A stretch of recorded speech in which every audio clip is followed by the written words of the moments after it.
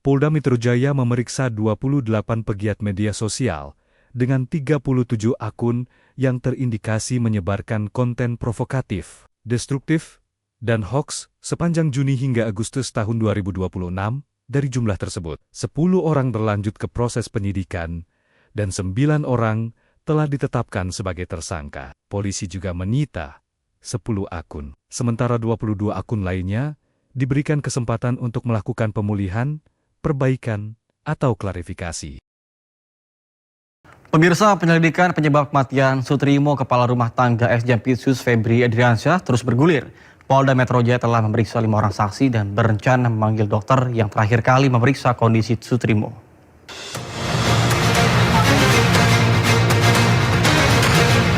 Polda Metro Jaya terus mendalami penyebab kematian Sutrimo. Mulai dari melakukan olah TKP, menelusuri CCTV, menyita sejumlah barang bukti, hingga memeriksa sejumlah saksi. Polda Metro Jaya mengatakan telah memeriksa 5 orang saksi terkait kematian kepala rumah tangga ex Jampitsus Febri Adriansyah. Kelima orang tersebut adalah AZ dan MOP, pengemudi mobil ambulans yang membawa jenazah Sutrimo menuju Banyumas, M, petugas medis di Rumah Sakit Muhammadiyah, MZ dan S, manajer pemilik ambulans menuju Banyumas, dan sebelumnya MA, saksi terakhir di klinik Morden, serta AAS, pengemudi ambulans. Dalam waktu dekat, polisi juga berencana memanggil dokter yang memeriksa kondisi Sutrimo terakhir kali dan menyatakan Sutrimo meninggal dunia. Mulai hari Senin 27 Juli, penyelidik gabungan dari tim Ditreskrim dan Polres Metro Jakarta Selatan bersama Puslapor Barreskrim Polri melakukan olah tempat kejadian peristiwa, olah TKP. Juga melakukan pemeriksaan kepada beberapa orang saksi, mengambil beberapa barang bukti, mengolah untuk diolah barang bukti, dan dilakukan pendalaman. Ada 5 orang saksi yang sudah dimintai keterangan.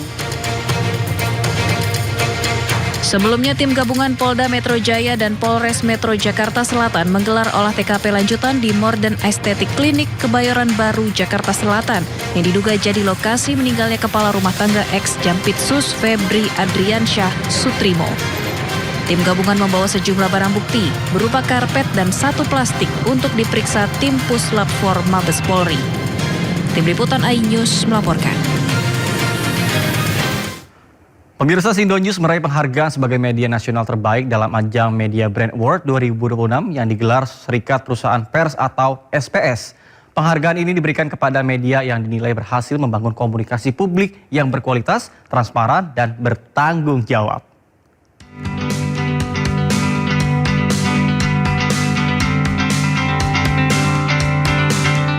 Sindo News kembali menorehkan prestasi dengan menjadi pemenang kategori media nasional terbaik pada ajang Media Brand Awards SPS 2026.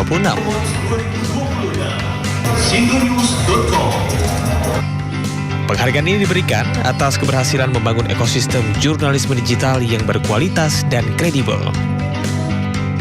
Penilaian dilakukan berdasarkan 3 indikator utama, yaitu brand visibility, brand engagement, dan brand reputation. Alhamdulillahirrahmanirrahim. Terima kasih kepada Serikat Perusahaan Pers yang sudah memberikan penghargaan Media Brand Award 2026 kategori media nasional terbaik kepada sindonews.com. Ini bukan hanya sebagai pengakuan tapi juga penghargaan kepada rekan-rekan tim Sindo News, baik dari teman-teman di lapangan, teman-teman di balik meja redaksi, maupun juga tim support yang sudah bekerja seharian penuh setiap hari memberikan informasi yang terbaik buat masyarakat dan menjadikan media tidak semata-mata hanya sebagai sumber pemberitaan, tetapi juga sumber knowledge, insight, sekaligus menjadi sumber bagi publik untuk mengambil pilihan-pilihan kehidupan yang lebih baik. Sekali lagi, sukses pada Sindo News atas anugerah SPS Brand Award 2026. Tetap semangat, maju terus, pantang mundur, jaya selalu Sindo News. Penghargaan ini diharapkan menjadi motivasi bagi insan media untuk terus menghadirkan informasi yang akurat, berintegritas, dan bermanfaat bagi masyarakat. Dari Jakarta, Amri Narida, Rizky Solehudin, iNews melaporkan.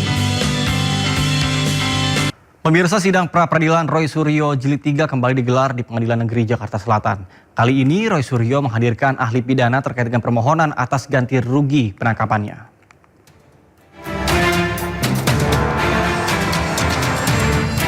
Sidang pra-peradilan Jilid 3 tersangka kasus ijazah Presiden ke-7 Republik Indonesia, Joko Widodo, yaitu Roy Suryo, kembali digelar di Pengadilan Negeri Jakarta Selatan pada Jumat pagi.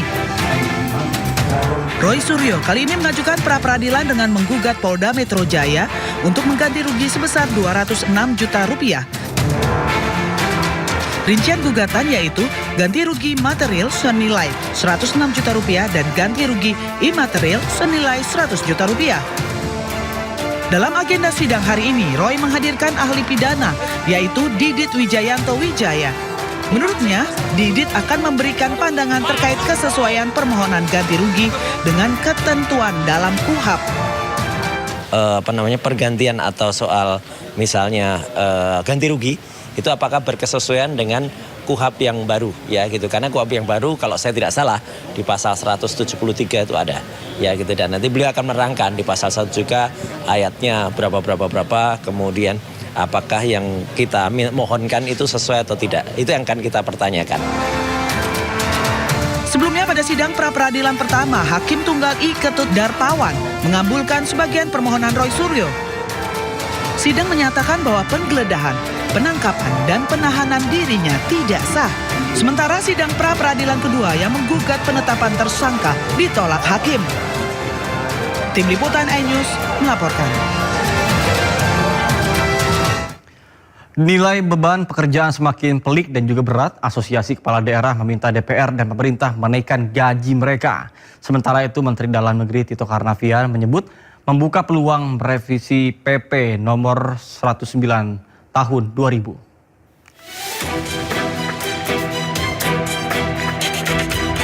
Di tengah maraknya kepala daerah terjerat kasus korupsi, DPR dan Kementerian Dalam Negeri justru tengah mempertimbangkan menaikkan gaji para kepala daerah.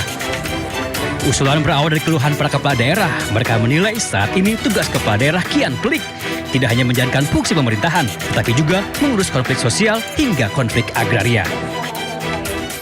Melakukan revisi terhadap PP nomor 109 tahun 2000 tentang kedudukan keuangan kepala daerah dan wakil kepala daerah. Poin 2 ini sudah 26 tahun tidak ada penyesuaian, sedangkan perkembangan situasi ekonomi politik kita semakin kompleks dan tanggung jawab kepala daerah juga semakin besar.